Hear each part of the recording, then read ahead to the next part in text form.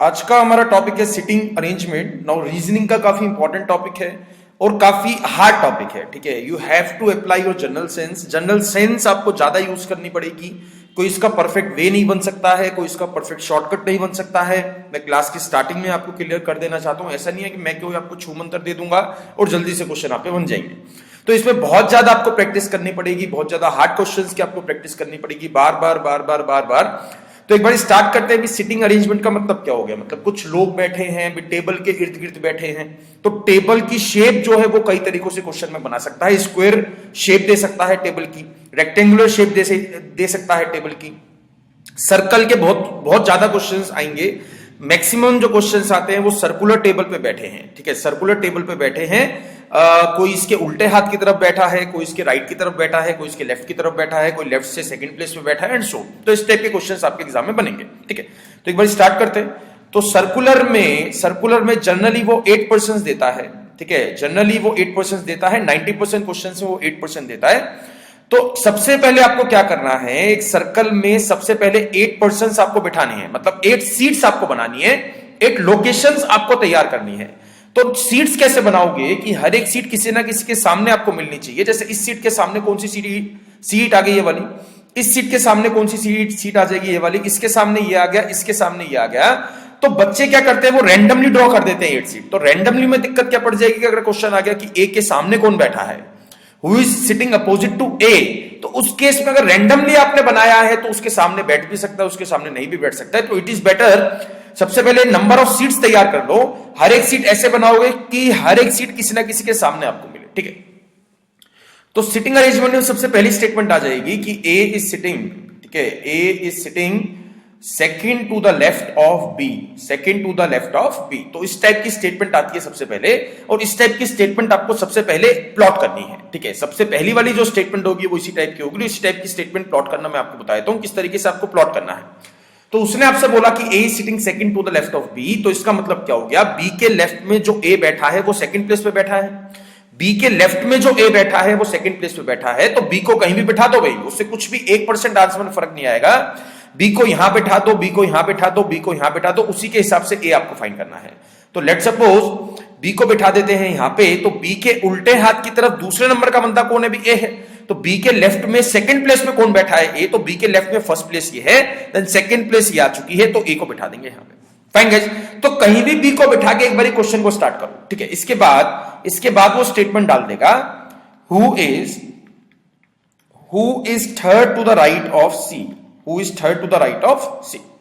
Who is third to the right of C का मतलब क्या हो गया, सबसे पहले समझो यहां पे हु कौन है। हु कौन है भी, बी है।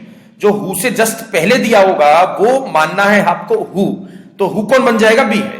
तो इस वाली स्टेटमेंट को पढ़ोगे जो दूसरे वाला सेक्शन है, तो बी जो है वो सी के राइट में है, यानी कि B is third to the right of C. तो सी के राइट में जो बी है वो थर्ड प्लेस पर है। इस तरीके से इसको ड्रॉ कर सकते हैं। बी के राइट में थर्ड प्लेस पे कौन है, बी है। तो बी सी के राइट में थर्ड प्लेस पे बी है, तो बी के लेफ्ट में थर्ड प्लेस पे सी मिला या नहीं मिला, ये चीज समझ में आई या नहीं आई। बहुत मतलब कॉम्प्लिकेट चीज है। सी के अगर राइट में बी है, एक चीज आप मेरे को बताओ, सी के राइट में बी है तो बी के लेफ्ट में सी मिलेगा नहीं मिलेगा। तो सी के राइट में अगर बी थर्ड प्लेस पर है तो बी के लेफ्ट में सी भी थर्ड प्लेस पर मिलेगा। मैं ऐसा क्यों कर रहा हूं, बिकॉज मेरे को बी पता है कहां पर है। मेरे को सी रैंडमली आप कहीं भी नहीं डाल सकते हो भी। आप सी यहां पे भी हो सकता है, यहां पे भी हो सकता है, यहां पे भी हो सकता है। It depends on B. B को प्लॉट कर दिया है तो बी की हेल्प से आपको अब सी निकालना है। तो बी के राइट में बी के लेफ्ट में थर्ड प्लेस पे कौन डालना है, सी। तो बी का लेफ्ट ये है, first place, second place, third place पे कौन आ गया, C is the right answer, that's all. तो पहली स्टेटमेंट से इस टाइप की स्टेटमेंट आएगी, ए भी ढूंढना है, सी भी ढूंढना है और बी भी आपको ढूंढना है, दैट्स ऑल। तो चीज समझ में आई या नहीं आई। ठीक है, तो ये एक सर्कुलर अरेंजमेंट का मैंने एक तरीका आपको बताया है, कि एक थॉट प्रोसेस आपको बताया है। थॉट प्रोसेस आपका अलग भी हो सकता है। तो इस चैप्टर में कोई फॉर्मुलाज नहीं है भाई कि ये इसका फॉर्मूला है, इसको याद कर लो आंसर मिल जाएगा। तो ऐसा कुछ भी नहीं है। You have to do a lot of hard work in this chapter. ठीक है, तो एक बार क्वेश्चन स्टार्ट करते हैं। क्वेश्चन आपसे कहा गया है ये, ठीक है, इसको पढ़ो एक बार, खुद से ट्राई करो। ठीक है, हर एक बच्चा इसको खुद से ट्राई करेगा भाई, खुद से ट्राई करे बिना मेरा वीडियो चेक मत करना। खुद से ट्राई करो, फिर उसके बाद सॉल्यूशन चेक करना है। तो यहां पे उसने बोला कि एक सर्कल में 8 एग्जीक्यूटिव्स बैठे हैं, 8 बैठे हैं, तो सबसे पहले आपको 8 सीट बनानी है। यहां पे आ गई 2, यहां पे आ गई 2, यहां पे आ गई 2, और यहां पे आ गई 2, और लास्ट में आ गई यहां पे 2। अब उसने बोला जे के भी दिस एंड दिस उनके नाम है, J is second to the right of P. भाई जे जो है पी के सेकंड बैठा है राइट में, यानी कि पी को सबसे पहले बिठा देंगे ना भाई, पी को कहीं भी बिठा दो तो लेट्स सपोज पी को अगर मैं यहां पे बिठाता हूं तो पी के राइट में सेकंड पर्सन कौन है, जे है, तो पी के राइट में सेकंड पर्सन जे मैं इस तरीके से प्लॉट कर सकता हूं। J is second to the right of P, who is third to the right of K. तो यहां पे हु कौन बन गया, हु कौन बन गया, पी बन गया। तो पी जो है वो के राइट में थर्ड पर्सन है, पी जो है वो के राइट में थर्ड पर्सन है, तो पी के लेफ्ट में थर्ड पर्सन के मिला या नहीं मिला। सिंपल सा लॉजिक है भी, कोई ज्यादा मतलब नासा साइंस में नहीं आपको पढ़ा रहा हूं। तो पी जो है वो के राइट में थर्ड पर्सन है, तो के पी के लेफ्ट में थर्ड पर्सन के मिला या नहीं मिला। तो इस तरीके से सोच लो, ठीक है। अगर मेरा समझाना आपको समझ में नहीं आ रहा है तो के राइट में थर्ड पर्सन पी था, तो पी के लेफ्ट में थर्ड पर्सन के हुआ या नहीं हुआ। मैंने ऐसा क्यों करा है, that is important thing, because P की लोकेशन पता है ना भाई। आपको पी की लोकेशन पता है तो पी की लोकेशन की हेल्प से मैं के की लोकेशन इजीली फाइंड आउट कर सकता हूं। तो पी के लेफ्ट में 1 2 3 थर्ड पर्सन के आ जाएगा यहां पे। नेक्स्ट केस स्टेटमेंट क्या दी है, M is second to the left of O who sits between P and J. तो पी और जे के बीच में कौन बैठा है, पी और जे के बीच में कौन बैठा है, ओ बैठा है, बिकॉज हु कौन है, वो ओ है। तो पी और जे के बीच में आ गया ओ। अब ओ के लेफ्ट में सेकंड पर्सन कौन है, ओ के लेफ्ट में 1 2 सेकंड पर्सन कौन आ गया, M is the right answer. Fine. अब ये वाली एक स्टेटमेंट नहीं है जो मैंने पहले आपको नहीं कराई है, L is not a neighbour of के और एन। तो नेबर का मतलब क्या हो गया, पड़ोसी। तो नेबर के हमेशा केसेस आपको 2 बनाने हैं, ठीक है। नेबर के हमेशा केसेस आपको 2 बनाने हैं। उल्टे हाथ की तरफ वाला बंदा, सबसे पहला बंदा, वो भी नेबर कहलाएगा। सीधे हाथ की तरफ सबसे पहला बंदा, वो भी नेबर कहलाएगा। यानी कि L is not a neighbour of K और N, ठीक है। उसने ये बोला है कि L जो है वो K का भी पड़ोसी नहीं है और N का भी पड़ोसी नहीं है। यानी कि L और K आसपास नहीं आ सकते हैं और L और N भी आसपास नहीं आ सकते हैं। K और N आसपास आ सकते हैं, उसमें कोई दिक्कत नहीं है, बट L और K आसपास नहीं आ सकते हैं। फाइन। तो अब मैं अगर पोजीशन आपसे पूछता हूं कि L कहां पे नहीं आ सकता है, भाई K के आसपास नहीं आ सकता है, K का पड़ोसी नहीं है, तो L यहां पे भी नहीं डलेगा और L जो है वो आप यहां पे भी नहीं डाल सकते हो। तो L यहां भी नहीं, यहाँ K है, या M है, या P है, O है, J है, तो L के लिए एक ही प्लेस बची, L आ जाएगा यहां पे। नेक्स्ट भाई देखो, L is also not a neighbour of N, यानी कि L और N भी पड़ोसी नहीं है, तो N के लिए 2 प्लेस बची या नहीं बची, मतलब K या तो वो राइट में आएगा या फिर लेफ्ट में आएगा, या तो N यहां पे आएगा या फिर N यहां पे आएगा। अब अपने आप से पूछो क्या N में यहां पे डाल सकता हूं भी, N में यहां पे नहीं डाल सकता हूं, बिकॉज N और L आपस में एक दूसरे के पड़ोसी नहीं है। तो N यहां पे नहीं आ सकता, तो N बच गया यहां पे। 8 के 8 बंदों में से कौन बचा, Q बचा, तो Q की प्लेस यही बचेगी। तो ये एक मैंने सारे बंदे निकाल लिए, ठीक है। सारे बंदे कहां पे बैठा है वो मेरे को पता चल गया। तो अब मैं कैसे भी क्वेश्चन का आंसर निकाल सकता हूं। तो जनरली इस पे 5 क्वेश्चन का सेट आता है, 5 क्वेश्चन का सेट आता है।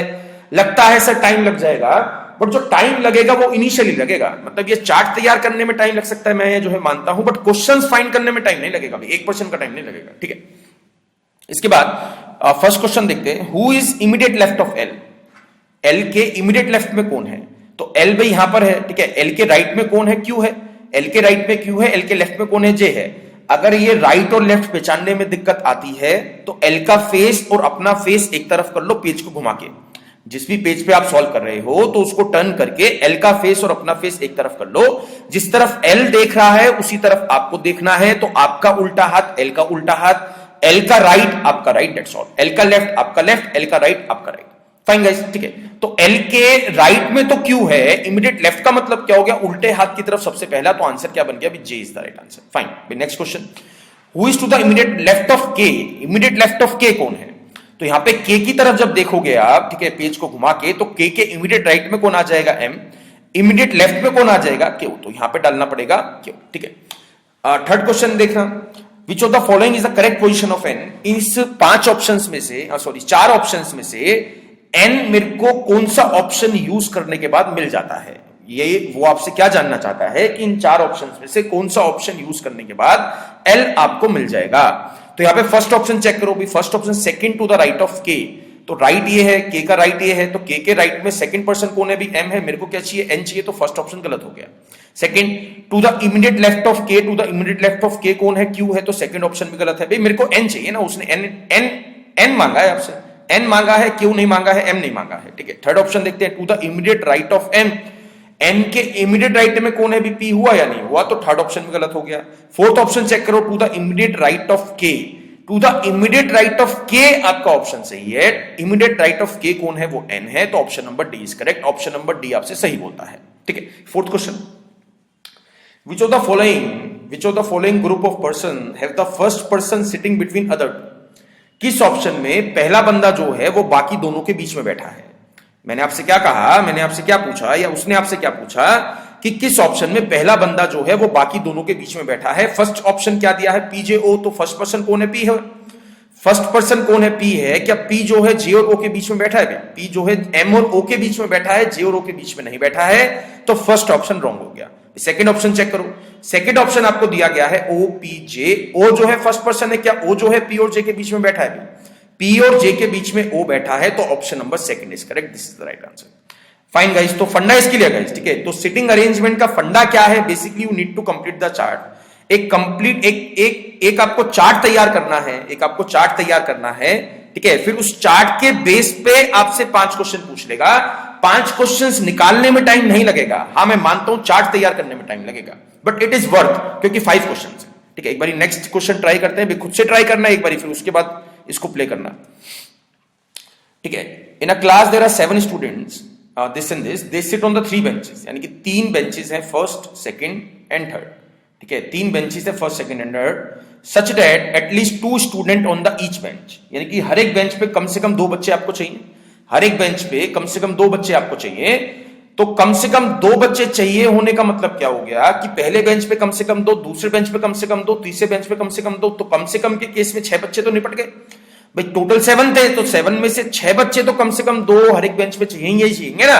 तो एक बच्चा एक्स्ट्रा बचा, तो एक बेंच पे 3 बच्चे आएंगे। इसका मतलब क्या हो गया, एक बेंच ऐसा होगा जिसपे 3 बच्चे आएंगे, ठीक है। इसके बाद चेक करते हैं, और हर एक बेंच पे कम से कम एक लड़की चाहिए। लड़के के बारे में जानकारी आपको नहीं दी है, बहुत ध्यान से सुनना क्वेश्चन को, ठीक है। 1 girl, at least 1 girl on each bench.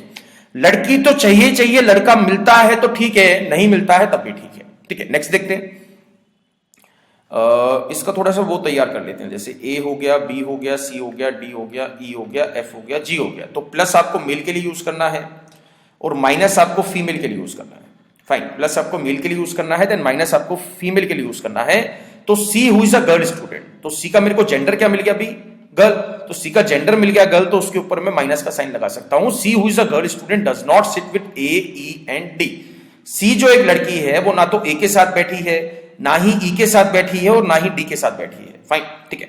तो सी कौन से बेंच पे बैठी है अभी तक मेरे को नहीं पता है, बट उसने जानकारी बहुत दी है, सी ए और ई और डी के साथ नहीं बैठी है, ठीक है। नेक्स्ट क्या है, F the boy student sits with only B. F जो एक लड़का है, ठीक है, एफ जो एक लड़का है वो खाली बी के साथ बैठा है। खाली बी के साथ कैसे पहचाना, बिकॉज उसने क्या बोला, F the boy student sits with only B. तो जिस भी बेंच पे एफ और बी बैठे हैं, जिस भी बेंच पे एफ और बी बैठे हैं, उस बेंच पे खाली एफ और बी ही बैठे हैं। एफ और बी के अलावा कोई थर्ड पर्सन नहीं बैठा है, बिकॉज एफ जो है वो खाली बी के साथ बैठा है। तो अगर किसी भी बेंच पे ये दोनों ही बैठे हैं, एफ मेल है, तो B should be the female, because दिया क्या था, at least 1 girl on each bench. हर एक बेंच पे कम से कम एक लड़की आपको चाहिएगी। तो एफ का जेंडर मिल गया मेल और बी का जेंडर आपको मिल गया देन फीमेल, ठीक है। नेक्स्ट देखते हैं, A sits on the bench 1 with his best friend, यानी कि ए जो है बेंच 1 पे बैठा है अपने बेस्ट फ्रेंड्स के साथ। तो बैठा है का मतलब क्या हो गया, अभी उसने हिज बोला है ना, तो हिज का मतलब क्या हो गया, बैठा है। तो ए सिट्स ऑन द बेंच 1, तो ए आ जाएगा यहां पे। ए का जेंडर क्या मिल गया आपको, मेल, बिकॉज उसने हिज बोला गया, ठीक है। नेक्स्ट देखते हैं, G sits on the bench 3rd, G sits on the bench 3rd, बैठा है या बैठी है, जी के बारे में मेरे को 1% आइडिया नहीं है कि वो मेल है या फीमेल है। फाइन, ठीक है। नेक्स्ट देखते हैं, E is the brother of C, E जो है वो सी का भाई है, ई जो है वो सी का भाई है। तो ई भाई का मतलब क्या हो गया, जेंडर क्या मिल गया आपको, मेल। तो इतनी जानकारी आपको क्वेश्चन में दी गई थी। अब आपको क्वेश्चन स्टार्ट करना है, ठीक है। क्वेश्चन स्टार्ट करना है, ऐसे बंदे से क्वेश्चन स्टार्ट करना है बारे में मेरे को डाउट नहीं है, जिसके बारे में मैं श्योरिटी से बोल सकता हूं कि वो बंदा इसी बेंच पे बैठ सकता है, इस बेंच के अलावा किसी दूसरे बेंच पे नहीं बैठ सकता है। तो ऐसा कौन सा पेयर है, ऐसा पेयर आपको मिल जाएगा एफ और बी। एफ और बी के बारे में उसने क्या कहा था कि एफ और बी जिस भी बेंच पे बैठा है, ठीक है, एफ और बी का पेयर जिस भी बेंच पे बैठे हैं, उस बेंच पे खाली एफ और बी ही बैठे हैं, एफ और बी के अलावा कोई थर्ड पर्सन नहीं बैठा है। बिकॉज उसने लाइन क्या दी थी, F the boy student sits with only B, F जो है वो खाली बी के साथ बैठा है, किसी थर्ड पर्सन के साथ नहीं बैठा है। तो एफ और बी का जो पेयर है वो फर्स्ट बेंच पे तो नहीं आ सकता है, बिकॉज फर्स्ट बेंच पे कौन है, ए है। थर्ड पे भी नहीं आ सकता है, बिकॉज थर्ड बेंच पे कौन बैठा है, जी बैठा है। तो एफ और बी का पेयर आ जाएगा सेकंड बेंच पे। एफ मेल है, बी फीमेल है, ये बेंच हो चुका है बंद, ना कोई अंदर ना कोई बाहर। फाइन गाइस, तो ये कंडीशन आपको समझ में आई अच्छे से कि किस तरीके से you have to start the question, question किस तरीके से आपको स्टार्ट करना है। ठीक है, इसके बाद देखते हैं। इसके बाद एक सी के लिए उसने काफी जानकारी दी थी कि C is a female and does not sit with A E and D. जो सी है वो ना तो ए के साथ बैठी है, ना ही ई के साथ बैठी है और ना ही डी के साथ बैठी है।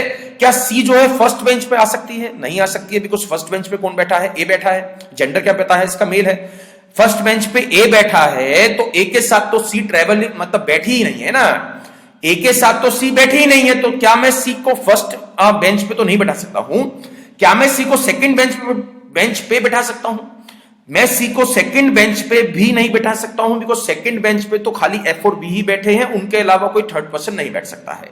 तो सी के लिए खाली एक ही ऑप्शन बचा है कि सी जो है बेंच थर्ड पे बैठी है, तो सी का जेंडर फीमेल है, तो जी का जेंडर क्या मिल जाएगा? सबका आंसर आया मेल। सर मेल मिल जाएगा, बट मेल भाई गलत है। मेल कैसे मिल जाएगा? उसने कंडीशन क्या दी थी? उसने कंडीशन क्या दी थी कि कम से कम एक लड़की चाहिए भाई, कम से कम एक लड़की तो आपको मिल चुकी है ना। तो जी मेल भी हो सकता है और जी फीमेल भी हो सकता है। अगर वो मेरे से बोलता कि हर एक बेंच पे दोनों सेक्सेस के लोग चाहिए, मतलब कम से कम एक मेल और कम से कम एक फीमेल चाहिए, तब तो जी का जेंडर मैं श्योरिटी से बोल सकता था मेल बन जाएगा। बट यहां पे मैं श्योरिटी से नहीं बोल सकता हूं, बिकॉज उसने जस्ट क्या दिया है कि कम से कम एक लड़की आपको चाहिए। तो थर्ड बेंच पे कम से कम एक लड़की है, दैट इज सी। तो जी मेल भी हो सकता है और जी बन सकती है फीमेल। ठीक है, इसके बाद ईओडी बचे। तो ईओडी में अगर दोनों की बात करता हूं तो ईओडी बेंच थर्ड पे भी नहीं आ सकते हैं, बिकॉज बेंच थर्ड पे कौन बैठी है, सी बैठी है। सी के साथ ईओडी में से कोई भी ट्रेवल नहीं कर रहा है, मतलब कोई भी साथ में नहीं बैठा है। क्या मैं ईओडी को बेंच सेकंड पे बैठा पाऊंगा? नहीं बैठा पाऊंगा, बिकॉज बेंच सेकंड पे तो खाली एफ और बी ही बैठे हैं, उनके अलावा कोई थर्ड पर्सन नहीं बैठा है। तो ईओडी दोनों के दोनों कहां पे आ जाएंगे? बेंच फर्स्ट पे। ये आ गया ई और यहां पे आ गया डी। अब एक बार देखते हैं जेंडर किस किस का बचा है। ई का पता था कुछ, ई का पता है मेल है, ई का जेंडर पता था आपको मेल है। तो ई का मेल है, उसने बोला आपसे कि हर एक बेंच पे कम से कम एक लड़की आपको चाहिए। तो यहां पे ए का तो जेंडर मेल है, ई का भी जेंडर मेल है, तो कम से कम एक लड़की बनाने के लिए डी को क्या बनाना पड़ेगा? Female is the right answer. तो ये एक कंप्लीट चार्ट बन चुका है। जी के जेंडर के बारे में डाउट रहेगा, अगर एग्जामिनर आपसे पूछता है कि जेंडर ऑफ जी क्या है, तो आपको आंसर क्या टिक करना है? कैन नॉट बी डिटरमाइंड भी, आप इसको निकाल नहीं पाओगे। ठीक है, फर्स्ट क्वेश्चन एक बार ट्राई करते हैं, fifth question sorry. How many girls are there out of the 7 student? इन 7 बच्चों में से कितनी गर्ल्स है? तो एक तो डी गर्ल है, एक बी गर्ल है, एक सी गर्ल है, मतलब 3 तो पक्की है ही। और जी जो है वो गर्ल हो भी सकती है और नहीं भी हो सकती है। जी जो है गर्ल हो भी सकती है, नहीं भी हो सकती है। तो आंसर क्या बन जाएगा? 3 और 4 is the right answer. Data इनएडिक्वेट नहीं लगाना है, बिकॉज डेटा इनएडिक्वेट से अच्छा आंसर ऑप्शन बी है। भाई आपको ऑप्शन 3 और 4 और में तो डाउट है, आपको जो है 3 लड़कियां और 4 लड़कियों में तो डाउट है। डेटा इनएडिक्वेट कब आता है? जब यहां पे 3 और 4 ऑप्शन नहीं दिया होता। बहुत ध्यान से भी ऑप्शंस आपको बहुत ध्यान से पढ़ने। 6 देखते हैं, which of the following is the group of girls? इस ऑप्शंस में से ग्रुप ऑफ गर्ल्स कौन कौन सी है? B C D is the right answer. तो B C D C option is the right answer. C के साथ कौन बैठा है? जी बैठा है। जी बैठा है या बैठी है? एट्थ क्वेश्चन में क्या पूछा है? On which bench there are 3 student? Bench 1 is the right answer. That's all, option number A is the right answer. तो कुछ नहीं कर रहे हैं अभी, हम जस्ट एक चार्ट तैयार कर रहे हैं, उस चार्ट के बेस पे आंसर्स निकाल रहे हैं, 5 नंबर ले रहे हैं, जॉब ले रहे हैं। दैट्स ऑल भाई, ये फंडा समझ में आया? ठीक है, सिटिंग अरेंजमेंट के मैं ऐसा नहीं कह रहा हूं कि हार्ड क्वेश्चंस मतलब इजी क्वेश्चंस बनेंगे। तो इजी सिटिंग अरेंजमेंट बनी नहीं है, जो है बनी नहीं सकता है। इसका कोई डायरेक्ट फॉर्मूला नहीं बन सकता है, इसका कोई डायरेक्ट तरीका नहीं बन सकता है सॉल्व करने का। तो आज की क्लास में मैं आपको डिफरेंट टाइप के क्वेश्चंस कराऊंगा कि कैसे कैसे क्वेश्चंस आपके एग्जाम में आ चुके हैं या कैसे कैसे जो मेरे को लगता है आ सकते हैं। ठीक है, नेक्स्ट क्वेश्चन ट्राई करते हैं। Now this is a question based on row. एक रो है, ठीक है। अभी तक हमने क्लोज फिगर वाले क्वेश्चंस करे थे, यानी कि सर्कुलर जो बंद फिगर है, यहां पे रो दी गई है। ठीक है, कितने सीट्स हैं? सीट्स हैं 6, तो 2 तो आ चुकी हैं, 3, 4, 5 और 6। ठीक है, तो रोज वाले क्वेश्चन में सबसे पहले आपको उसको बिठाना है। ठीक है, सबसे पहले आपको वो वाली स्टेटमेंट ढूंढनी है जिस स्टेटमेंट में एंड्स के बारे में बात चल रही है। यानी कि रोज के जो कोने होते हैं, कोनों के बारे में कुछ जानकारी दी है, तो उसको सबसे पहले आपको प्लॉट करना है। उसने क्या बोल दिया, A and P R at the ends, यानी कि ए और पी जो है वो किसी एक कोने पर है, ए किसी कोने पर है तो पी जो है वो दूसरे कोने पर मिलेगा। अभी तक मेरे को ये नहीं पता है कि ए कौन से कोने पर है, ए कौन से एंड पर है, तो दोनों ही ऑप्शन आपको मान के चलने पड़ेंगे। ए यहां पे होगा तो पी यहां पे आ जाएगा, ए यहां पे होगा तो पी यहां पे आ जाएगा, ठीक है। इसके बाद आपको एक ऐसी स्टेटमेंट ढूंढनी है जिसमें ए और पी के बारे में कुछ एक्स्ट्रा जानकारी आपको दी है। तो ये वाली स्टेटमेंट मिल चुकी है, R is sitting second to the left of R is sitting left of A, यानी कि जो आर है वो ए के लेफ्ट में बैठा है, जो आर है वो ए के लेफ्ट में बैठा है।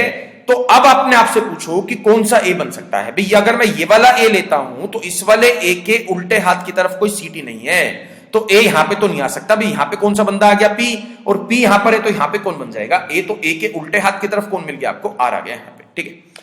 इसने इसके बाद बोला S and Z are in the centre, ठीक है। एस एंड जेड जो है वो सेंटर है, सेंटर में बैठे हैं, तो एस यहां पे होगा तो जेड यहां पे होगा, जेड यहां पे बैठेगा तो एस बैठ जाएगा यहां पे, ठीक है। तो सबकी पोजीशन मिल चुकी है, एक्स की नहीं मिली है। तो who is to the right of P, तो पी के राइट में कौन मिल गया, S, X is the right answer. तो ये सिंगल लाइन के क्वेश्चंस आ सकते हैं आपके एग्जाम में, एक नंबर का। सिटिंग अरेंजमेंट के हर तरीके के क्वेश्चन बन सकते हैं, हार्ड से हार्ड भी बन सकते हैं, इजी भी बन सकते हैं, ठीक है। तो बहुत प्रैक्टिस आपको बहुत ज्यादा करनी पड़ेगी गाइस। मैं हर एक स्लाइड में यही कह रहा हूं आपसे, हर एक क्वेश्चन की स्टार्टिंग में एंड में यही कहता हूं, you need to do a lot of practice of this chapter, ठीक है। नेक्स्ट क्वेश्चन देखते हैं। This is also question based on the row, ठीक है। ये भी जो क्वेश्चन है वो रो का है। In a exhibition 7 cars of the different companies this and this and this are standing facing to east। तो कभी भी अगर वो ईस्ट बोले या नॉर्थ बोले या वेस्ट बोले या साउथ बोले, तो हमेशा आपको लाइन इसी तरीके से बनानी है, स्ट्रेट लाइन बनानी है, और इसको मान लेते हैं ईस्ट। ये वाली जो डायरेक्शन है वो क्या है, ईस्ट है, ठीक है, फाइन।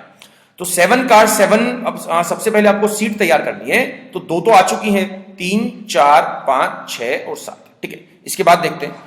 इसके बाद आपको मैंने जैसे बताया था कि रोज वाले क्वेश्चन में आपको वो वाली स्टेटमेंट सबसे पहले ढूंढनी है जिसमें एंड्स के बारे में कुछ जानकारी दी है। तो एंड्स के बारे में उसने जानकारी दे दी यहां पे, यानी कि Fiat which is third to the left of Ambassador is at one end, यानी कि फिएट जो है वो एम्बेसडर के लेफ्ट में थर्ड नंबर की कार है, वो किसी एक कोने पर है। तो कौन सी कार कोने पर है, फिएट किसी एक कोने पर है, एम्बेसडर नहीं है। तो फिएट या तो आ सकती है यहां पे या फिर फिएट आ सकती है यहां पे। तो फिएट आपको यहां पे भी मानना पड़ेगा और फिएट आपको यहां पे भी मानना पड़ेगा, बिकॉज अभी तक मैं श्योर नहीं हूं। बट उसने एक लाइन कही है कि एम्बेसडर के लेफ्ट में फिएट है, एम्बेसडर के लेफ्ट में फिएट है। अब ये वाली अगर फिएट देखते हो तो ये वाली फिएट सारी गाड़ियों के राइट में है, लेफ्ट में एक भी कार के नहीं है, तो ये वाली फिएट पॉसिबल नहीं है। तो फिएट कौन सी मिल गई आपको यहां पे। अब एम्बेसडर के लेफ्ट में थर्ड प्लेस पे फिएट है, तो दोनों के बीच में गैप कितने का बन गया, 2 का बना, नहीं बना। तो यहां पे दो कार छोड़ के यहां पे कौन सी कार बन जाएगी, एम्बेसडर, ठीक है, फाइन। इसके बाद आपको वो वाली स्टेटमेंट ढूंढनी है जिसमें फिएट या फिर एम्बेसडर के बारे में कुछ एक्स्ट्रा जानकारी आपको दी है। तो ऐसी स्टेटमेंट आपको मिल जाएगी ये वाली, जो दूसरी वाली है, Fargo is fourth to the right of Fiat. Fargo जो है वो फिएट के राइट में 4th नंबर की कार है। जब फिएट आपने फिक्स कर दी है तो फार्गो भी आप इजीली फिक्स कर सकते हो। तो फार्गो राइट में 4th है, 1 2 3 4, तो फार्गो आ जाएगी, फार्गो आ गई यहां पे। और इसके बाद देखते हैं, इसके बाद ये वाली स्टेटमेंट पिक कर दो, Cadillac is next to the right of Fargo. Fargo के राइट में सबसे पहले नंबर की कार कौन सी है, कैडिलैक, तो कैडिलैक आ जाएगी। नेक्स्ट देखते हैं। अब इसके बाद उसने क्या बोला कि Maruti car is between ambassador and Bedford. उसने कहा है कि जो मारुति कार है वो एम्बेसडर और बेडफोर्ड के बीच में बैठी है। तो एम्बेसडर तो पता है यहां पर है, क्या मैं बेडफोर्ड को यहां पे रख सकता हूं, भाई यहां पे रख सकता हूं, यहां पे नहीं रख सकता हूं, बिकॉज बेडफोर्ड को अगर मैं यहां पे रखता हूं तो मारुति कार के लिए कोई भी जगह नहीं बची है। क्या मैं बेडफोर्ड को यहां पे रख सकता हूं, यहां पे भी नहीं रख सकता हूं, बिकॉज बेडफोर्ड और एम्बेसडर के बीच में कम से कम एक प्लेस ऐसी चाहिए जहां पे मारुति कार आ सके।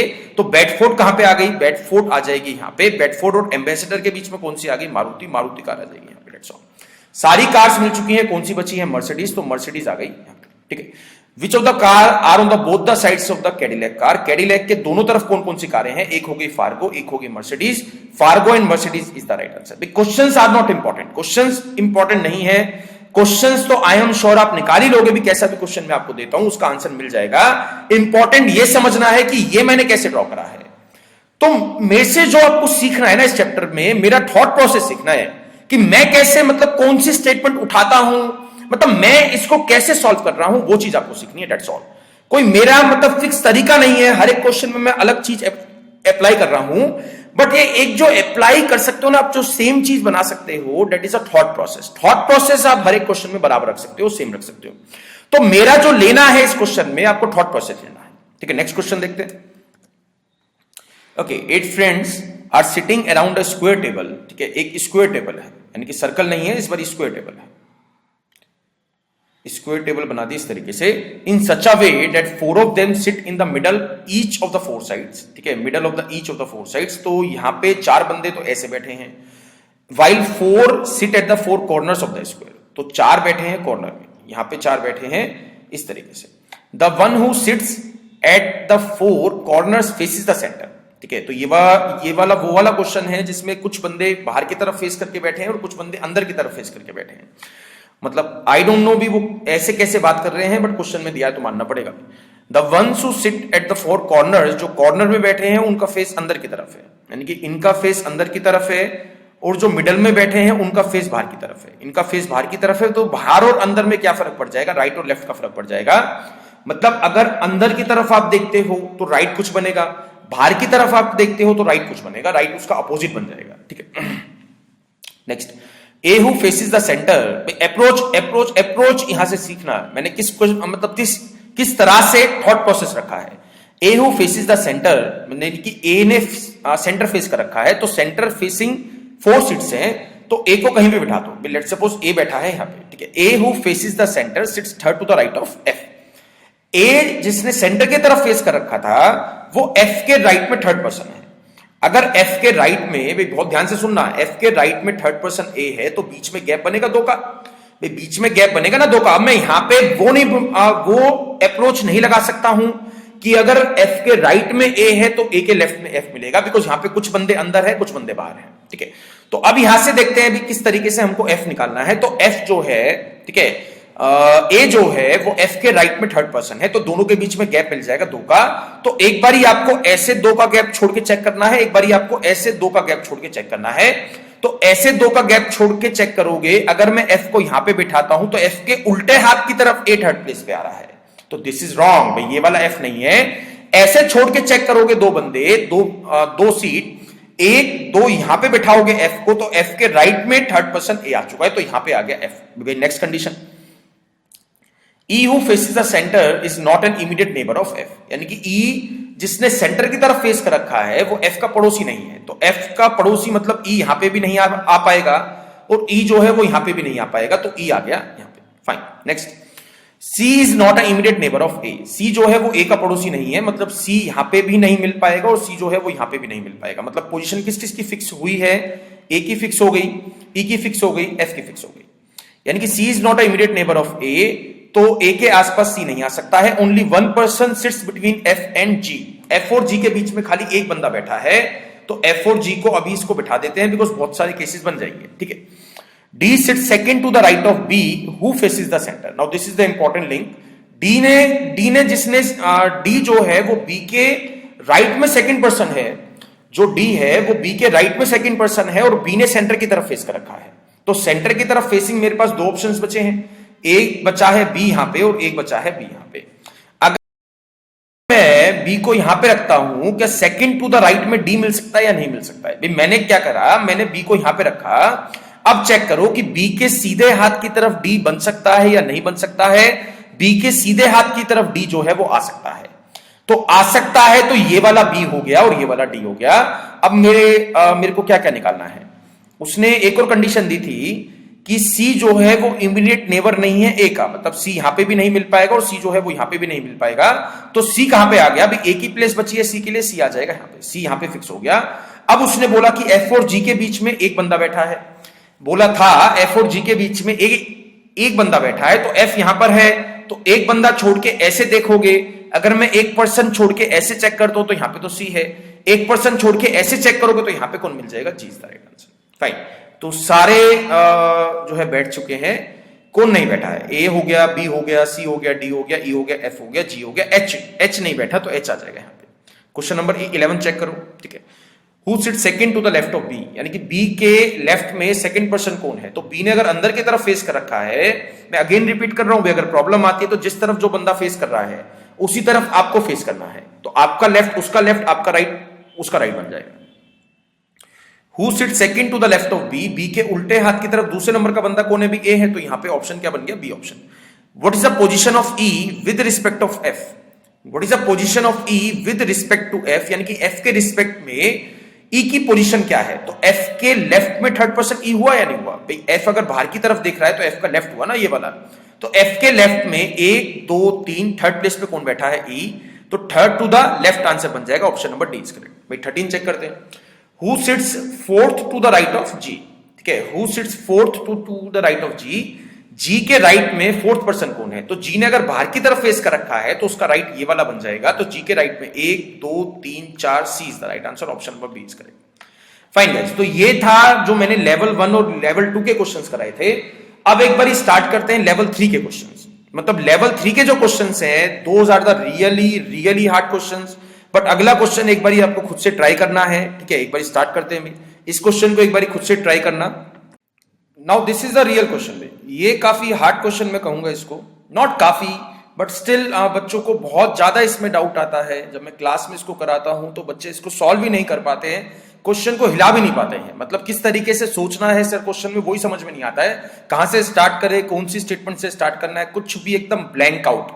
बट इस क्वेश्चन पे अगर इतने लेंदी क्वेश्चंस आएंगे तो वो करीब करीब एग्जाम में 6 से 7 क्वेश्चन देगा। एंड 6 से 7 क्वेश्चन बहुत होते हैं गाइस, रीजनिंग में 6 से 7 क्वेश्चन इकट्ठे आना। भाई इसमें क्या करना है आपको? इसमें जस्ट आपको एक चार्ट बनाना है ना। एक चार्ट बनाने में टाइम लगेगा, क्वेश्चन के आंसर निकालने में तो बिल्कुल भी टाइम नहीं लगेगा। तो सारा जो आपको कंसंट्रेशन करना है, जो कंसंट्रेशन करना है वो चार्ट बनाने में आपको करना है। एक बार क्वेश्चन को स्टार्ट करते हैं। उसने बोला कि 8 बंदे हैं, ठीक है। There are 8 people A to H are sitting in a circle facing the center।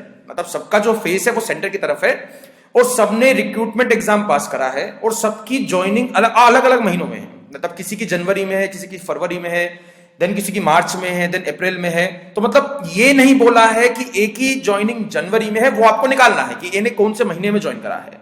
आपको कुछ भी इंफॉर्मेशन नहीं दी है।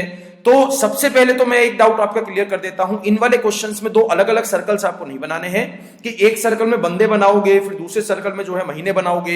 एक ही सर्कल में महीने भी चलाने हैं, एक ही सर्कल में बंदों के नाम भी चलाने हैं। मतलब सिंगल सर्कल में ही सब कुछ डालना है, ठीक है। तो एक बार स्टार्ट करते हैं। Let's suppose this is the circular table, ठीक है। तो सबसे पहले आपको बनानी है 8 सीट्स। तो 8 सीट्स मैंने जो है तैयार कर ली, 8 सीट्स तैयार कर ली। तो ये आ गई 8 सीट। तो सबसे पहली स्टेटमेंट से आपको स्टार्ट करना है। इन टाइप के क्वेश्चंस में नेवर जंप द स्टेटमेंट। कभी भी स्टेटमेंट आपको जंप नहीं करनी है। जिस ऑर्डर में स्टेटमेंट दी गई है उसी ऑर्डर में 1 बाय 1 इसको प्लॉट करते जाना है। हाँ, स्टेटमेंट कंबाइन करने की जरूरत पड़ सकती है, ठीक है। स्टेटमेंट कंबाइन करने की जरूरत पड़ सकती है। जैसे फर्स्ट स्टेटमेंट में उसने क्या कहा, G sits third to the right of the person who joins in May. यानी कि जी जो है उसके सीधे हाथ की तरफ तीसरे नंबर का बंदा है जिसने मई में ज्वाइन करा है। तो मई को बिठा लेते हैं। सबसे पहले मई को बिठा लिया। अब उसके राइट में थर्ड पर्सन कौन आ गया? भी जी, तो जी आ गया यहाँ पे, ठीक है। जो फिक्स होता जाएगा उसको सर्कल के अंदर डालते चले जाओ। मई मिल चुका है, जी मिल चुका है, ठीक है। हर एक सीट पे 2 चीजें आपको डालनी है, एक मंथ नेम और एक जो है पीपल नेम, ठीक है। यानी कि पर्सन का नाम क्या है और जो है कौन से महीने में उसने ज्वाइन करा है, ठीक है। नेक्स्ट स्टेटमेंट देखते हैं। The person who joins in August sit second to the right of G. यानी कि जी के सीधे हाथ की तरफ दूसरे नंबर का बंदा कौन है जिसने अगस्त में ज्वाइन करा था? तो यहां पे आ गया अगस्त। तो August is also the fixed amount, ठीक है। A and D are immediate neighbours. यानी कि ए और ई जो है वो एक दूसरे के पड़ोसी हैं। एक दूसरे के पड़ोसी होने का मतलब क्या हो गया? ए और ई के लिए मेरे को 2 बराबर में सीट चाहिएगी। ऐसा नहीं हो सकता है कि ए कहीं पे बैठा है और ई कहीं पे बैठा है। ए के आसपास जो है ई बैठेगा, दोनों पास बैठेंगे, ठीक है। नेक्स्ट, इसको ध्यान रखना, A and E are immediate neighbours, ठीक है। Neither A nor E has joining dates either in May और अगस्त। यानी कि मई और अगस्त में ए और ई में से किसी ने भी ज्वाइन नहीं करा है। मतलब ए और ई यहां पे भी नहीं आएगा और ए और ई यहां पे भी नहीं आएगा, ठीक है। ए और ई यहां पे भी नहीं आया और ए और ई यहां पे भी नहीं आया। इसके बाद उसने क्या दिया है? Neither A nor E is an immediate neighbour of G. यानी कि जी के आसपास भी ए और ई में से कोई भी नहीं आ सकता है। यानी कि ए और ई यहां पे भी नहीं और ए और ई यहां पे भी नहीं। भाई कुछ मिला? ए और ई अब आपको मिल चुके होंगे। ए और ई के लिए मेरे को दो ऐसी जगह चाहिए, ए और ई के लिए दो ऐसी जगह चाहिए जहां पे दोनों जगह जो है वो पास पास है, यानी कि नेबर्स हैं, एक दूसरे के नेबर्स बनाने हैं ना।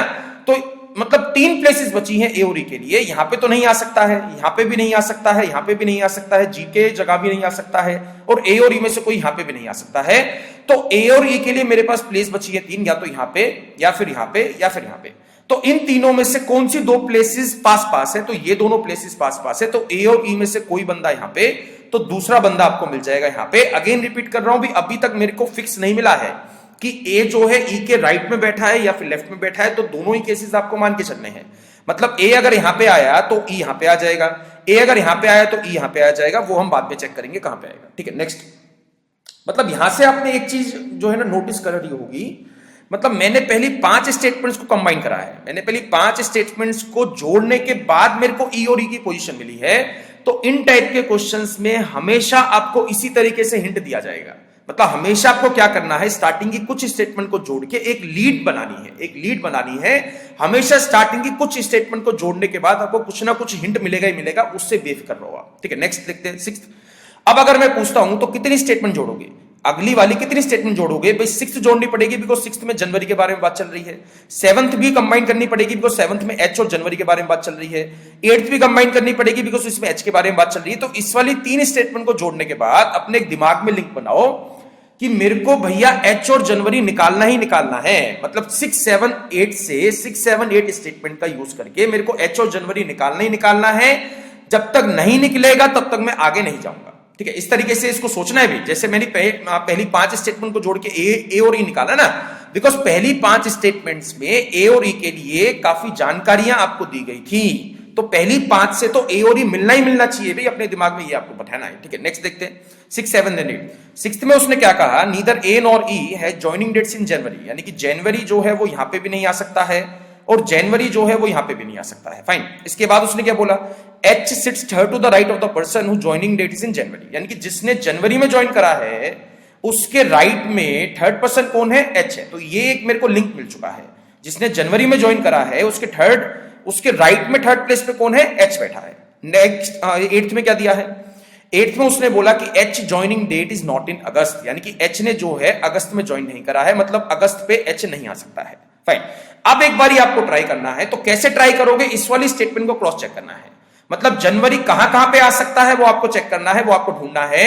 जनवरी भाई यहां पे नहीं आ सकता, ए और ई की जगह पे नहीं आ सकता, ए और ई की जगह पे नहीं आ सकता और मई पे नहीं आ सकता। तो बाकी 4 प्लेसेस बची ना, तो जनवरी या तो यहां पे आएगा, या फिर जनवरी यहां पे आएगा, या फिर जनवरी यहां पे आएगा, या फिर जनवरी यहां पे आएगा। अब कौन सा जनवरी ठीक है वो कैसे निकालोगे, जिस जनवरी के सीधे हाथ की तरफ तीसरे नंबर का बंदा एच मिल जाएगा वो वाला जनवरी सही मिल जाएगा। जिस जनवरी के राइट में थर्ड पर्सन एच दिख गया वो वाला जनवरी सही है। एक मैं हिंट दे रहा हूं भी आपको, ये वाली स्टेटमेंट का यूज करो ना। तो यहां पे अगर मैं इस वाले जनवरी की बात करता हूं, जो टॉप में जनवरी है, क्या ये वाला जनवरी सही हो सकता है? अगर इस वाले जनवरी के राइट में आप थर्ड पर्सन देखते हो तो राइट ये वाला हुआ ना, 1, 2, 3, यहां पे कौन है, ए और ई में से कोई एक है। यहां पे ए और ई में से कोई एक है, मेरे को कौन चाहिए, एच चाहिए, तो एच तो नहीं मिल सकता है। एच नहीं मिल सकता है तो ये वाला जनवरी भी नहीं हो सकता है। फाइन। नेक्स्ट देखते हैं, अगर मैं ये वाला जनवरी लेता हूं तो इस वाले जनवरी के राइट में थर्ड पर्सन 1, 2, 3, यहां पे भी कौन है, ए और ई है, बट मेरे को एच चाहिए तो एच नहीं मिला, तो ये वाला जनवरी भी पॉसिबल नहीं है। अगर मैं ये वाला जनवरी लेता हूं 1, 2, 3, यहां पे कौन, यहां पे उसने क्या बोला कि अगस्त जहां पर है वहां पे एच नहीं आ सकता है, तो भाई एच तो मिला ही नहीं ना। तो ये वाला अगर जनवरी लोगे तो इसके राइट में थर्ड पर्सन एच पॉसिबल नहीं है, तो ये भी जनवरी गलत हो गया। तो जनवरी कौन सा मिल गया आपको, ये वाला, this is the right answer. अगर जनवरी ये है तो इसके राइट में थर्ड पर्सन कौन आ गया, 1, 2, 3, एच आ जाएगा यहां पे, यानी कि this is H. Fine guys, तो ये चीज आपको समझनी है, ठीक है, ये चीज आपको समझनी है। How did I find H and the January, मैंने जनवरी और एच को कैसे निकाला। इसी तरीके से आपको मैक्सिमम हार्ड से हार्ड क्वेश्चन निकालने हैं भाई। कहां कहां पे नहीं आ सकता है और कहां कहां पे आ सकता है, जहां जहां पे आ सकता है वहां पे आपको क्रॉस चेक करना पड़ेगा, डेट्स ऑल। ये है इसकी पूरी कहानी, ठीक है। इसके बाद देखते हैं 9th में उसने क्या बोला, only 2 people sit between H and the person who joins in July. H और जुलाई के बीच में 2 पर्संस का गैप है, यानी कि 2 सीट्स का गैप है। तो ऐसी स्टेटमेंट के हमेशा केसेस बनते हैं 2, या भी एच के सीधे हाथ की तरफ भी 2 बंदे छोड़ के आपको चेक करना है और एच के उल्टे हाथ की तरफ भी 2 बंदे छोड़ के आपको चेक करना है। तो एच के उल्टे हाथ की तरफ अगर मैं चेक करता हूं तो 1 2 यहां पे कौन बैठा है अभी जनवरी वाला, बट मेरे को कौन सा चाहिए अभी जुलाई वाला, तो उल्टे हाथ की तरफ तो नहीं बनी बात, तो राइट में चेक करो, राइट में 2 बंदे छोड़ के यहां पे कौन सा आ गया जुलाई, इस तरह आंसर यहां पे आ जाएगा जुलाई। ठीक है नेक्स्ट 10th स्टेटमेंट में उसने क्या कहा, the person who joins in February, ठीक है, the person who joins in February sit to the immediate left of D, मतलब डी के उल्टे हाथ की तरफ, डी के उल्टे हाथ की तरफ सबसे पहला बंदा कौन सा है जिसने फरवरी में ज्वाइन करा है। तो मैं अगेन सेम प्रोसीजर अप्लाई करूंगा जो मैंने जनवरी और एच के साथ जो है यूज करा था। तो मतलब डी मैं आपसे पूछता हूं कहां कहां पे डाल सकते हो आप, भाई डी या तो आ सकता है यहां पे, या फिर डी आ सकता है यहां पे, या फिर डी आ सकता है यहां पे, या फिर डी आ सकता है अगस्त में। भाई अगस्त में तो कोई भी नहीं बैठा है ना अभी तक पर्सन मेरे को अगस्त का नहीं मिला है, तो डी वहां पे भी आ सकता है। ठीक है, तो इस वाले डी पे यानी कि जो मई में मैंने डी डाला है, क्या डी यहां पे सही हो सकता है? अगर मैं डी यहां पे रखता हूं तो इसके उल्टे हाथ की तरफ कौन बैठा है अभी जुलाई, बट मेरे को क्या चाहिए फरवरी, तो ये वाला डी इज नॉट पॉसिबल। अगर मैं यहां पे डी रखता हूं तो इसके उल्टे हाथ की तरफ कौन है मई, बट मेरे को कौन सा चाहिए फरवरी, तो ये वाला डी भी पॉसिबल नहीं है। अगर मैं ये वाला डी लेता हूं तो इसके उल्टे हाथ की तरफ कौन सा बंदा है जनवरी वाला, बट मेरे को फरवरी वाला चाहिए, तो ये भी डी पॉसिबल नहीं है। तो डी कौन सा मिल गया आपको अगस्त वाला।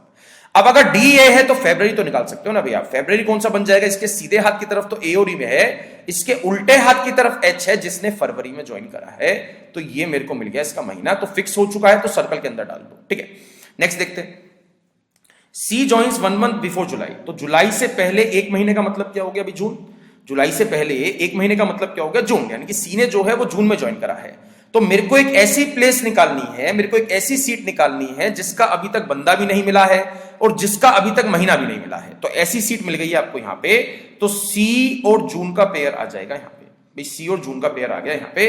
ये चीज मेरे को 11th स्टेटमेंट से मिल चुकी है। ठीक है 12th देखते हैं, ई ने जो है अप्रैल के बाद ज्वाइन करा है, ई ने जो है अप्रैल के बाद ज्वाइन करा है, तो अप्रैल के बाद कौन कौन से महीने आते हैं, भाई अप्रैल के बाद आता है मई, अप्रैल के बाद आता है जून, ठीक है, अप्रैल के बाद आता है जुलाई, और अप्रैल के बाद आता है अगस्त, सितंबर भी आता है बट सितंबर तक आपको नहीं जाना है बिकॉज अगस्त तक ही महीने दिए हैं। तो अप्रैल के बाद आ गया मई जून जुलाई अगस्त। ठीक है, तो यहां पे एक चीज समझना, ठीक है, यानी कि जो ई है उसने या तो मई में ज्वाइन करा है, जून में करा है, जुलाई में करा है, या फिर अगस्त में करा है। मई में वो ज्वाइन नहीं कर सकता है बिकॉज ई या तो यहां पर है या फिर ई यहां पर है, मई आपको यहां पे दिया है, तो मे इज नॉट पॉसिबल। क्या वो जून में कर सकता है? जून में भी नहीं कर सकता है बिकॉज जून में कौन ऐसी है। क्या वो अगस्त में कर सकता है? वो अगस्त में भी नहीं कर सकता है बिकॉज अगस्त में किसने करा है, डी ने करा है। तो ई ने कौन से महीने में ज्वाइन करा है, जुलाई महीने में ज्वाइन करा है। तो अब ये कहानी फिक्स हुई, अभी ई यहां पे आएगा और ए यहां पे आएगा। ठीक है नेक्स्ट, अब उसने उसके बाद बोल दिया कि only 1 person sits between E and B, और ई और बी के बीच में खाली एक बंदे का गैप है। तो दोनों तरीके से आपको चेक करना है, लेफ्ट हैंड साइड भी चेक करना है और राइट हैंड साइड भी चेक करना है। तो ई के लेफ्ट हैंड साइड एक बंदा छोड़ के कौन दिया है, डी दिया है, भाई मेरे को कौन सा चाहिए बी, तो इसके राइट में एक बंदा छोड़ के यहां पे कौन आ जाएगा, B is the right answer, B मिल गया यहां पे, यानी कि बी ने जनवरी में ज्वाइन करा है। ठीक है, इसके बाद देखते हैं 14th स्टेटमेंट में उसने क्या कहा है कि जी ने ए के बाद ज्वाइन करा है। ठीक है, उसने कहा है कि जी ने ए के बाद ज्वाइन करा है, तो कौन कौन से महीने बचे हैं भाई मेरे को सारे महीने मिल चुके हैं। ठीक है, जनवरी आ चुका है, फरवरी आ चुका है, एक तो बचा है मार्च। ठीक है, एक बचा है मार्च और एक बचा है अप्रैल। तो या तो जी मार्च में करेगा या फिर जी अप्रैल में करेगा, तो कौन सा महीना बाद वाला है भाई, जी ने ए के बाद ज्वाइन करा ना। अगर मार्च में जी करता है तो ए को अप्रैल में करना पड़ेगा, अगर ए मार्च में करता है तो जी को अप्रैल में करना पड़ेगा। तो कौन सा महीना बाद वाला है, अप्रैल वाला महीना बाद वाला है। तो अप्रैल में किसने ज्वाइन करा है, जी ने। ठीक है, अप्रैल में जी ने ज्वाइन करा है और मार्च में किसने ज्वाइन करा है, तो मार्च आ जाएगा यहां पे। ठीक है भाई, सब कुछ मिल चुका है। पर्सन्स महीने तो मिल चुके हैं, सारे महीने मिल चुके हैं, पर्सन शायद बचा है। ठीक है, ए आ गया, ए मिल चुका है, बी मिल चुका है, सी मिल गया, डी मिल गया, ई मिल चुका है, एफ नहीं मिला है। तो एफ कहां पे आ जाएगा, अभी एक ही प्लेस बची है एफ के लिए। तो ये पूरी कहानी बन चुकी है और मेरे को इस क्वेश्चन को सॉल्व करने के लिए 6-7 मिनट से ज्यादा टाइम नहीं लगा है। अगर 6-7 मिनट आप लगाते हो, ठीक है, 6-7 मिनट आप लगाते हो तो it is a worth question, because questions बहुत सारे आएंगे इसमें, 6 से 7 क्वेश्चंस आएंगे। ठीक है, तो एक बारी क्वेश्चंस को स्टार्ट करते हैं। ठीक है, एक बारी क्वेश्चंस को स्टार्ट करते हैं। फर्स्ट क्वेश्चन क्या है, what is the joining month of A. तो ए ने कौन से महीने में ज्वाइन करा है भी, आंसर क्या बन जाएगा, मार्च। 15th क्वेश्चन में क्या दिया है, who sits immediate left of the person who joining month is February. जिसने फरवरी में ज्वाइन करा है उसके उल्टे हाथ की तरफ सबसे पहला बंदा कौन सा है, जी हुआ या नहीं हुआ। चार्ट में देखो ना, चार्ट अगर नहीं बनाया है, चार्ट अगर नोट डाउन कॉपी में नहीं करा है तो वापसी जाके उस चार्ट को नोट डाउन करो, फिर क्वेश्चन सॉल्व करना। ठीक है, 16 देखते हैं, सी के सामने कौन बैठा है? हु सिट्स अपोजिट टू सी? सी के सामने कौन बैठा है? सी के सामने बैठा है ए, तो आंसर क्या हो गया? A is the right answer, option number B. भाई यहां पे देखो ना, इसने क्या दिया है? डी ऑप्शन में दिया है ए और ई, तो ए और ई नहीं है, बिकॉज मेरे को फिक्स हो चुका था, मैंने फिक्स कर दिया था कि ई कहां पर है और ए कहां पर है। ठीक है, 17 देखते हैं। If we interchange the position of E and G, ठीक है, if we interchange the position of E and G, who is the immediate left of F? यानी कि अगर मैं ई की जगह जी को ले आता हूं, जी की जगह ई को लेके जाता हूं, तो एफ के उल्टे हाथ की तरफ सबसे पहला बंदा कौन आ गया? उस केस में आ जाएगा G is the right answer, तो यहां पे आ गया जी। बी ने कौन से महीने में ज्वाइन करा है? जनवरी इज द राइट आंसर। तो आई होप गाइज ये वाला क्वेश्चन, ये वाला कॉन्सेप्ट आपको समझ में आ चुका होगा कि मतलब कैसे क्वेश्चंस को बनाया गया है। ठीक है, मैंने कैसे क्वेश्चंस को बनाया, मैं आपसे पहले भी रिपीट कर रहा था। मेरे से जो इस वाले चैप्टर में आपको लेना है वो अप्रोच लेनी है, वो प्रोसीजर लेना है कि मैं किस तरीके से क्वेश्चन को सॉल्व कर रहा हूं। फाइन, तो एक बारी सेम तरीके का एक और क्वेश्चन ट्राई करते हैं, उसको खुद से ट्राई करना। डोंट प्ले दिस वीडियो, ठीक है, don't play this video until you try. जब तक ट्राई नहीं करा है तब तक इस वीडियो को प्ले मत करना। ठीक है, next question, same type of question, मतलब जो अभी हमने करा है उसी टाइप का सेम क्वेश्चन है, बिल्कुल सेम क्वेश्चन है। इसमें भी कुछ मतलब टीम्स दी गई हैं कि ऑस्ट्रेलिया का कैप्टन ये है, क्यों इस कंट्री का कैप्टन है, मतलब दो चीजों में लिंक दिया गया है ना, दो चीजों में लिंक दिया गया है। तो सेम तरीके से आपको अप्रोच करना है। स्टार्टिंग की कुछ स्टेटमेंट को कंबाइन करना था, फिर क्वेश्चन में एक लीड बनानी थी, उस लीड से आगे बढ़ना था। भाई ये है इसका प्रोसेस। ठीक है, तो एक सर्कुलर टेबल बना लेते हैं।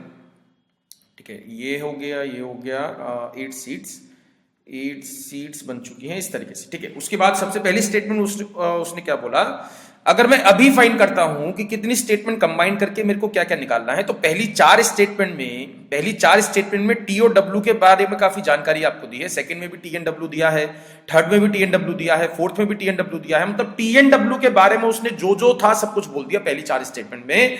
तो इसके बाद टी एंड डब्ल्यू के बारे में कोई जानकारी ही नहीं है। जानकारी ही नहीं है तो हिंट ही नहीं है ना भाई। हिंट नहीं है तो पहली चार से ही आपको टी एंड डब्ल्यू निकालना है। एक चीज दिमाग में घुसा लो अपने, पहली कुछ स्टेटमेंट को कंबाइन करके एक स्ट्रॉन्ग लीड मिलेगी। तो इस क्वेश्चन में स्ट्रॉन्ग लीड क्या मिलनी चाहिए कि टी एंड डब्ल्यू की प्लेसेस मेरे को मिल जानी चाहिए। ठीक है, तो फर्स्ट क्या दिया है, P sits third to the left of the Sri Lankan captain. तो श्रीलंकन कैप्टन के उल्टे हाथ की तरफ तीसरे नंबर का बंदा पी है, तो पी आ गया यहां पे। P is fixed and Sri Lanka is fixed. ठीक है, next part, only 2 people sit between T and W, और टी और डब्ल्यू के बीच में 2 बंदों का गैप है। ये एक और हिंट मेरे को मिल चुका है। फिर third, neither T nor W is an immediate neighbour of P, मतलब टी एंड डब्ल्यू में से कोई भी पी के आसपास नहीं भटकना चाहिए। तो टी एंड डब्ल्यू यहां पे भी नहीं आ सकते और टी एंड डब्ल्यू यहां पे भी नहीं आ सकते। Neither T nor W is the captain of Sri Lanka, यानी कि टी एंड डब्ल्यू में से कोई भी एक बंदा यहां पे भी नहीं आ सकता है। तो मेरे पास टी एंड डब्ल्यू के लिए ये 4 प्लेसेस बची हैं। मेरे पास टी एंड डब्ल्यू के लिए 4 प्लेसेस बची हैं। तो 4 प्लेसेस में से कौन सी ऐसी 2 प्लेस हैं जिन 2 प्लेसेस के बीच में गैप 2 का है। अगेन रिपीट कर रहा हूं, मैंने इतनी जल्दी क्या कहा कि टी एंड डब्ल्यू के लिए मेरे पास 4 प्लेसेस बची हैं। इन 4 प्लेसेस में से आपको ऐसी 2 प्लेस ढूंढनी है जिन 2 प्लेसेस के बीच में 2 प्लेसेस का गैप हो। ऐसी 2 प्लेसेस ढूंढनी है इन 4 प्लेसेस में से जिनके बीच में 2 प्लेसेस का गैप है, 2 सीट का गैप है। तो ऐसी 2 प्लेस तो यही वाली बनेंगी ना भी। एक प्लेस ये बन गई, एक प्लेस ये बन गई। इसके अलावा तो दूसरा पेयर बन ही नहीं पाएगा। तो नहीं बन पाएगा तो या तो टी यहां पर है, तो डब्ल्यू यहां पे बैठ जाएगा। अगर डब्ल्यू यहां पर है तो टी यहां पे बैठ जाएगा। Again we don't know the positions कि डब्ल्यू के उल्टे हाथ की तरफ टी है या डब्ल्यू के राइट में टी है। फाइन गाइस, तो ये चीज आपको अच्छे से समझ में आ चुकी है कि किस तरीके से स्टार्टिंग की स्टेटमेंट्स को कंबाइन करना है। ठीक है, नेक्स्ट पार्ट देखते हैं। The captain of South Africa sit second to the right of S. ठीक है, captain of South Africa sit second to the right of S. इसके बारे में एस की जानकारी दी है। 6th में भी एस के बारे में कहा गया है, 7th में भी एस के बारे में कहा गया है। तो पहली 5th to 7th यानी कि 5th statement, 6th statement, 7th statement को कंबाइन करने के बाद मेरे को एस मिलना ही मिलना चाहिए भाई। आपको एक टारगेट सेट करने अभी इतनी स्टेटमेंट को कंबाइन करके यही बंदा ढूंढना है, इतनी स्टेटमेंट को कंबाइन करके ये बंदा ढूंढना है। तो captain of South Africa sit second to the right of S, यानी कि एस के राइट में सेकंड प्लेस पे कौन है भी साउथ अफ्रीका वाला है, ठीक है। नेक्स्ट देखते हैं, सिक्स्थ स्टेटमेंट में क्या कहा है कि S is not the immediate neighbour of P, यानी कि S is not the immediate neighbour of P, यानी कि पी के आसपास जो है वो एस नहीं आ सकता, एस यहां पे भी नहीं आ पाएगा, एस यहां पे भी नहीं आ पाएगा, ठीक है। Next part, S is not the Sri Lankan captain, S जो है श्रीलंका का भी कप्तान नहीं है, तो एस जो है यहां पे भी नहीं आ पाएगा। तो अगर मैं आपसे पूछता हूं एक सिंपल वर्डिंग्स में एक आपसे क्वेश्चन पूछता हूं कि एस कहां कहां पे आ सकता है, भाई यहां पे नहीं आ सकता है, यहां पे भी नहीं आ सकता है, यहां पे भी नहीं आ सकता है, यहां पे भी नहीं आ सकता है, यहां पे भी नहीं आ सकता है, तो या तो एस आएगा यहां पे या फिर एस आएगा यहां पे। तो जिस एस को यूज करके उसके राइट में सेकंड पर्सन साउथ अफ्रीका मिल गया, वो वाला एस आपके काम का है। तो यहां पे जो है सेवंथ स्टेटमेंट में अगली जो जानकारी दी है, क्या दी है कि P is not the captain of South Africa. तो पी जो है वो साउथ अफ्रीका का भी कप्तान नहीं है, तो साउथ अफ्रीका यहां पे नहीं आ सकता है। अब अगर मैं ये वाला एस मान के चलता हूं तो इस वाले एस के राइट में जो है सेकंड प्लेस पे साउथ अफ्रीका बनना चाहिए था, बट उसने मेंशन कर दिया कि P is not the south Africa, तो साउथ अफ्रीका यहां पे नहीं आ सकता है, तो एस यहां पे नहीं आ सकता है। एस यहां पे नहीं आ सकता है तो S must be here, S जो है यही आएगा ना, एक ही प्लेस बची है। तो एस के राइट में थर्ड पर्सन एस के राइट में जो सेकंड पर्सन है कौन आ गया, साउथ अफ्रीका, तो साउथ अफ्रीका आ जाएगा।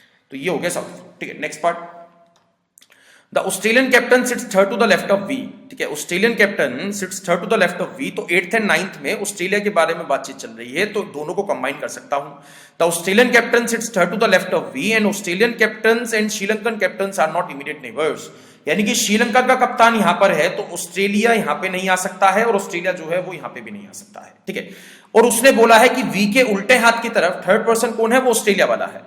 वी के लेफ्ट हैंड साइड में थर्ड पर्सन कौन है, ऑस्ट्रेलिया है। तो वी कहां कहां पे आ सकता है वो आपको जानना है भाई। या तो मैं वी डाल सकता हूं श्रीलंका पे, या फिर वी आ सकता है यहां पे, भाई यहां पे तो पी है, वी तो नहीं आ पाएगा, एक के ऊपर एक तो नहीं बैठे। वी आ सकता है यहां पे, या फिर वी आ सकता है यहां पे। तो इन 4 वी में से कोई एक ही वी सही होगा।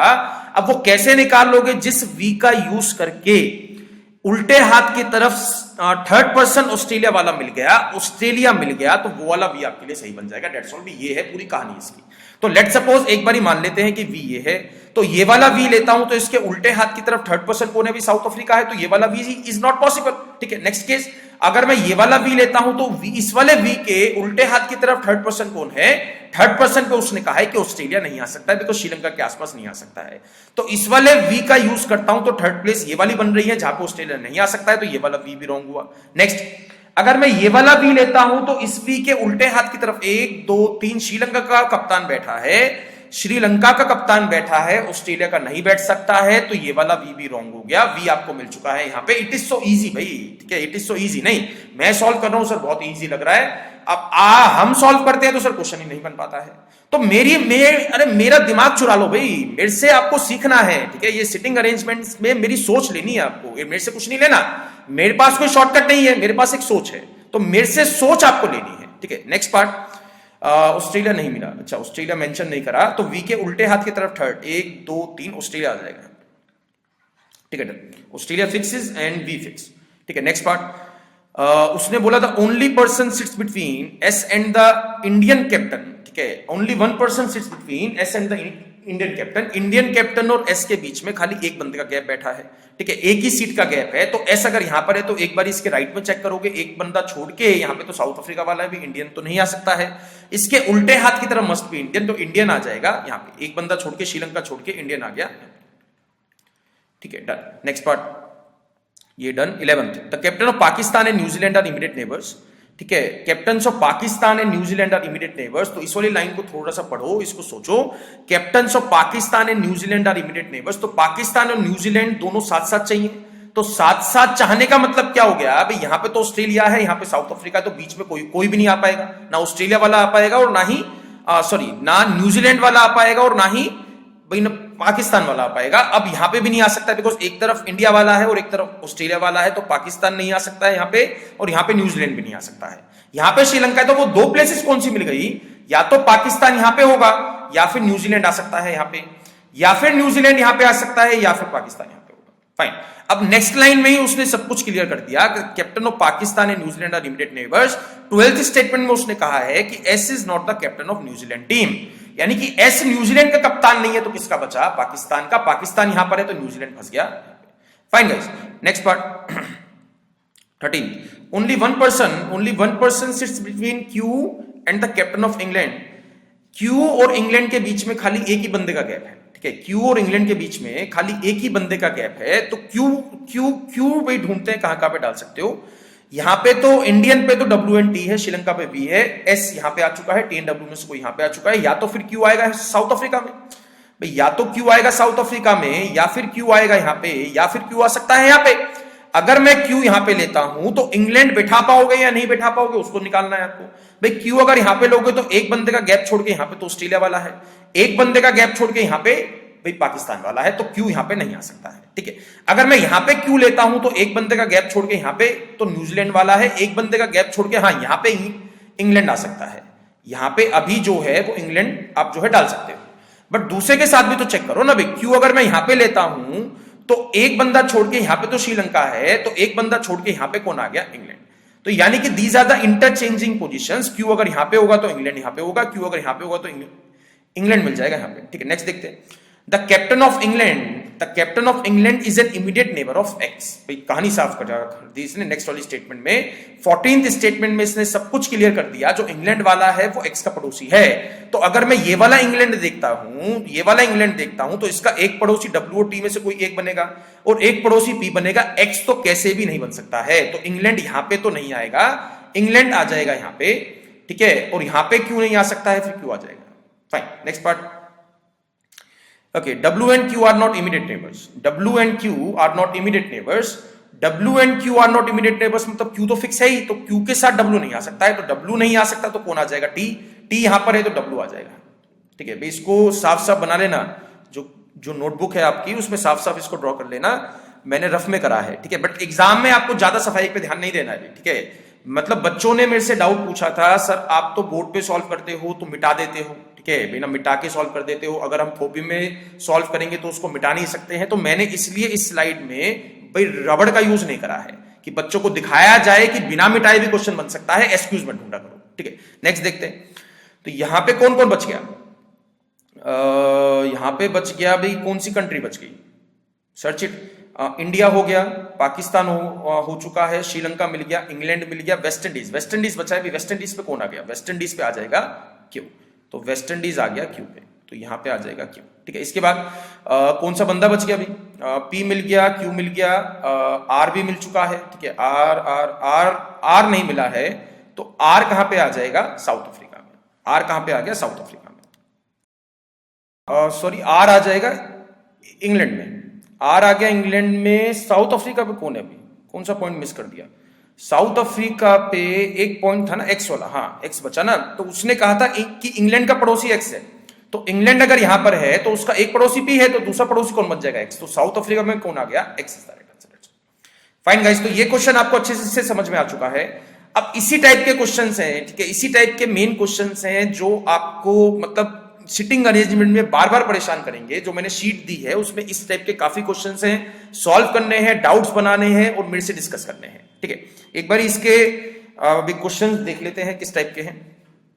How many people sit between T and the captain of England when counted in the clockwise direction from T. तो टी से क्लॉकवाइज डायरेक्शन में काउंट करोगे तो टी और इंग्लैंड के बीच में कितने बंदे हैं, एक क्यू है एक पी है, क्यू एंड पी दो बंदे हैं, तो आंसर क्या आ गया, 2।